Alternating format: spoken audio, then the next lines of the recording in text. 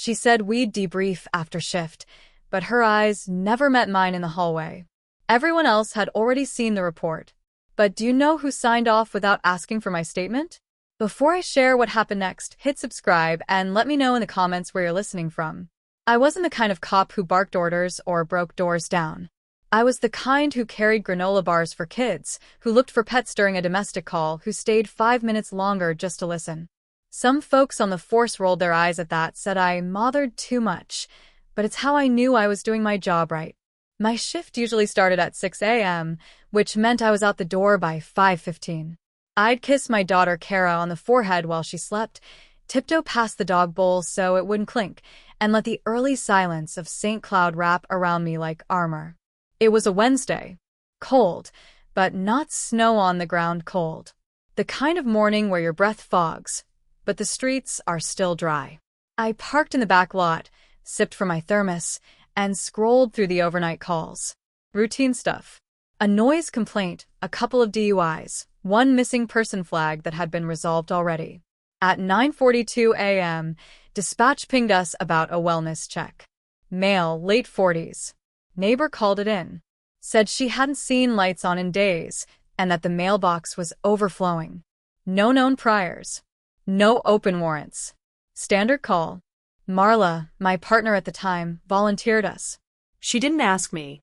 Just clicked her mic and said, Unit 4-2 will take it. That wasn't new. Marla liked taking the lead, and to be fair, she usually had good instincts.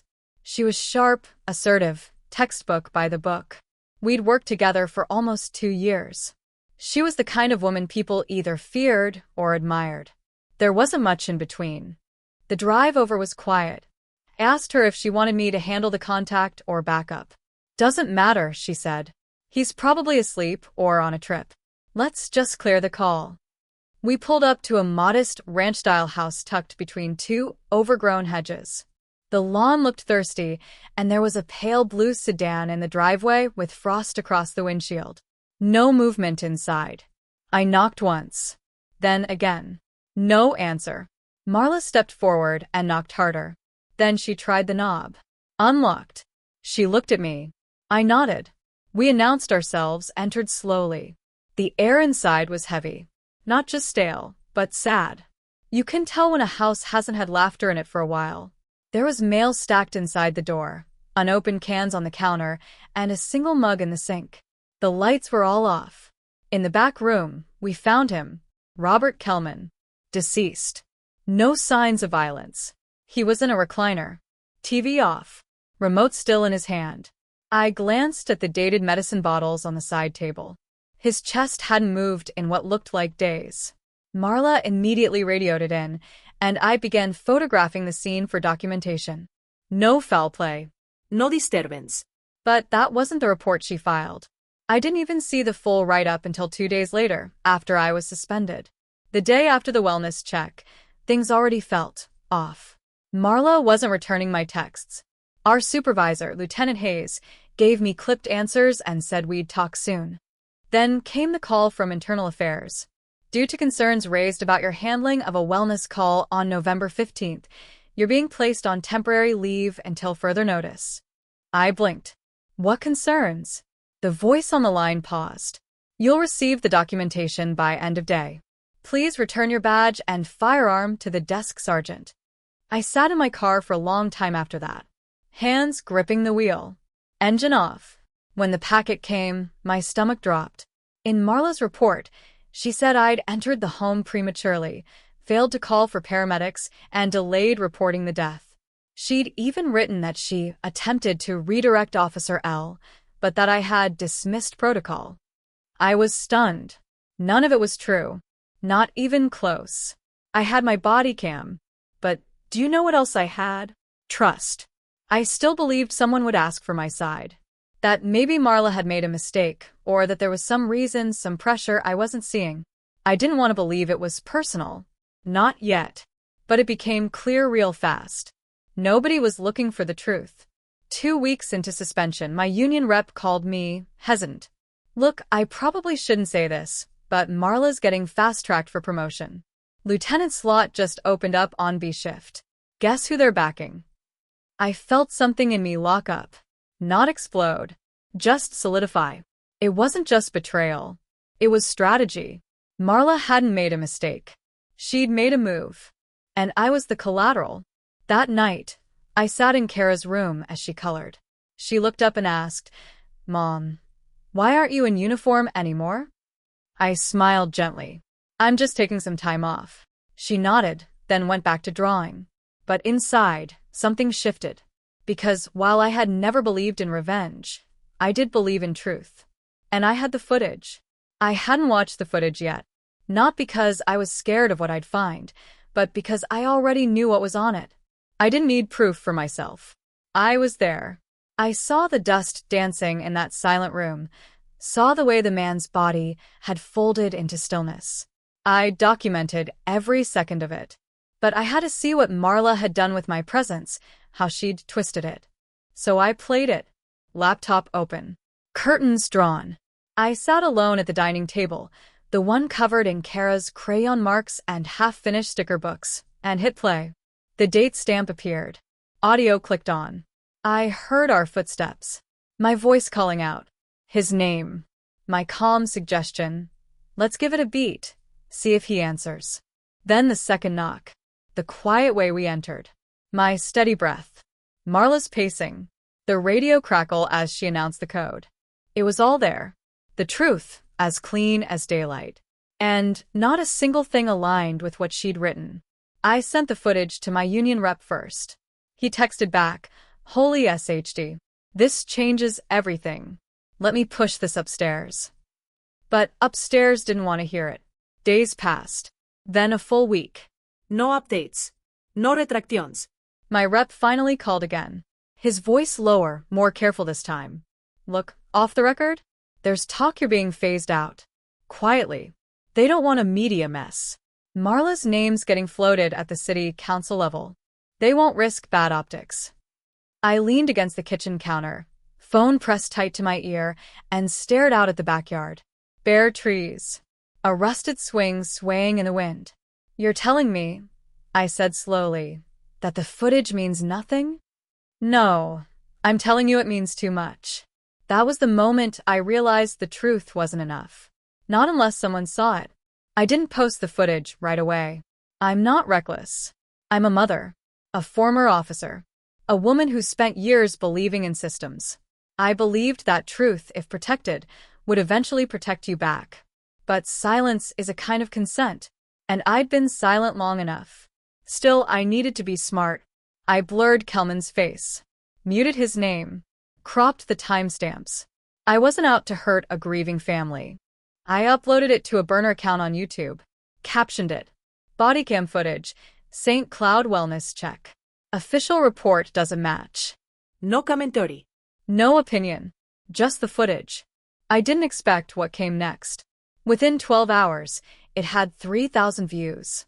By morning, 80,000. Then the phone calls started. A friend from another precinct. A former academy classmate. A podcast host who specialized in whistleblower stories. Then came the email from the Herald-Dispatch. And that's when I saw the subject line that nearly made me drop my coffee. I work with Robert Kelman's sister. Can we talk? Her name was Denise Kelman. She lived in Florida, had been estranged from her brother, but flew in for the coroner's report. She'd seen the original write-up. When I met her in person, 2 days later in a public library downtown, she was wearing a navy windbreaker and holding a manila folder with shaking hands. "I thought he died alone," she said. "I thought maybe no one really cared. But then I saw the footage. You talked to him. Like he was still there. You put your hand on the chair." I nodded slowly.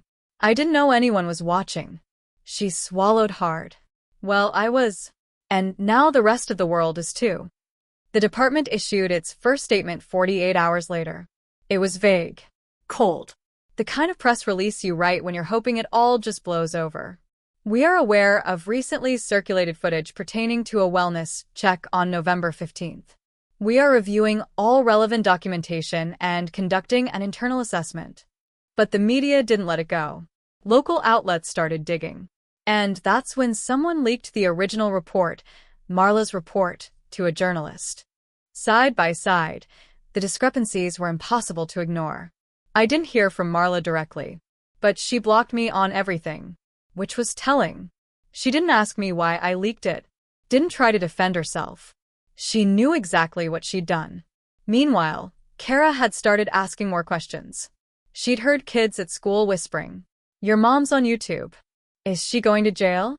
Is she a good cop or a bad cop?" I sat her down one night with a cup of cocoa, pulled her close, and said gently, "Some people tried to tell a lie about me. But the truth is out now. And I told it because I want you to know that's what we do, even when it's hard." She stared at me for a long time, then nodded. "Good," she said. "'Cause if you lie, I'll find out." I'm sneaky. I laughed through my tears. God, I needed that laugh. The board hearing came the following Monday. I wasn't invited at first. Then someone on the city council overruled it. It'll look bad if she's not present. So I showed up in a blazer that no longer quite fit, hair tied back, documents in hand. Calm. Quiet. Across the table sat Marla, flanked by legal counsel. She wouldn't meet my eyes. But I didn't need her to. I had something stronger. Truth. And people who had finally seen it. The hearing wasn't public, but word still got out. A few local journalists waited outside the building. Not cameras in your face aggressive, but present. Curious. I walked past them quietly. No sunglasses. No ducking. Just me, fully visible. Inside the council chamber, it felt more like theater than justice. Polished wood. Thin microphones. Too much formality and not enough humanity. They called Marlo in first. I waited in a side room, fingers cold despite the radiator humming under the window. When they summoned me, I took a breath, squared my shoulders, and walked in like I still belonged. I sat down across from 5 people in tailored suits and blank expressions. The city's legal advisor started with a question that made my jaw tighten. "Officer L, why did you feel the need to upload internal department footage to the internet without authorization? Not, did you falsify the report? Not, did the footage contradict the official narrative?" Straight to punishment. Straight to control. But I was ready. With respect, I said calmly, I didn't upload internal footage. I uploaded a redacted personal recording as allowed under Section 17 of the Bodycam Transparency Policy. And I did so because no one was asking for my version. Not once. Someone near the end of the table scribbled something. A woman in glasses looked up and asked, "Were you aware this would impact your colleague's reputation?" I paused. Did she consider mine when she filed a report that contradicted recorded events? Silence. A long one. Then the moderator cleared his throat. "We'll take that under review." That night, I didn't sleep. I lay in bed watching ceiling shadows move, hearing Kara's soft snoring down the hall, and wondering what came next. I didn't want Marla's badge. I didn't even want her apology anymore.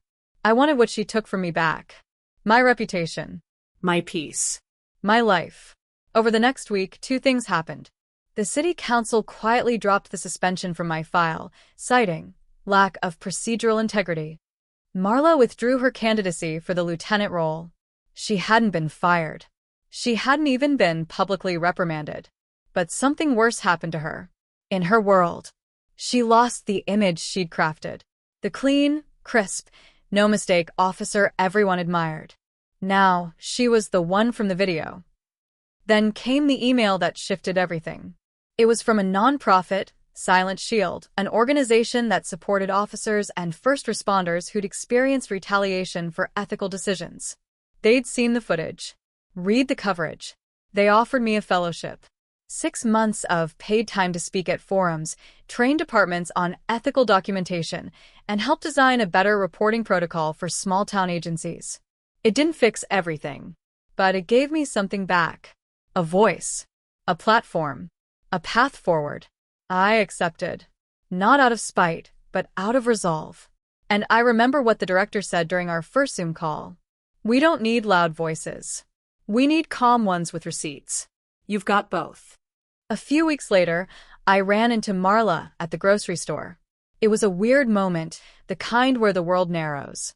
We both reached for the same brand of pasta. She froze when she saw me. Hair tied up. No makeup.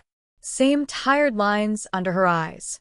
For a second, I saw the person she used to be, the one I trusted. She opened her mouth, then shut it. I nodded once. Calm. Civil, then picked up a different brand and walked away. That was all I needed. Not a confrontation. Not a scene. Just a reminder that she had to live with it. And I didn't. 2 months later, a new officer was assigned to my old unit. A rookie, nervous, bright-eyed, asked if he could buy me coffee and hear how you handled the fallout. We met at a small cafe near the courthouse. I told him the story. Left nothing out. When I was done, he said something that stuck. I don't think I could have done what you did. I mean, put it out there like that. I smiled gently. It's not about being fearless. It's about being too tired to let the lie win. I didn't go back to patrol. Not because I couldn't or because I wasn't offered the chance, but because something in me had shifted too deeply to reverse. Once you've been ghosted by a system you once defended, once you've sat in silence while they handed your reputation to someone more convenient, you stop wanting a seat at that table. You build your own. And that's exactly what I did. The fellowship with Silent Shield became more than a contract. It became a calling. I traveled across the Midwest, speaking to rooms full of young cadets and hardened officers. Not to teach tactics, not to spout slogans, but to tell the truth of what happens when no one wants your side. When loyalty is one-sided. When a department silence echoes louder than any siren. I didn't need to shout. I brought the footage. And the room always went still when I played it. One day, after a seminar in Madison, a woman approached me during the lunch break. She wore a blazer over a faded police academy tee, and her badge number was tattooed on her wrist. I watched her story 3 times, she said. I almost resigned after my captain covered for a falsified DUI arrest. But then I saw what you did. And I stayed. Because of you. I didn't know what to say. I just nodded, pressed her hand, and whispered. Then it was worth it. Back home, life softened. Kara stopped asking about the uniform. She started asking about the work I was doing instead. At bedtime, she'd say, "Tell me about the city you visited today. Did you make anyone braver?" I'd smile and tell her, "Maybe." I tried.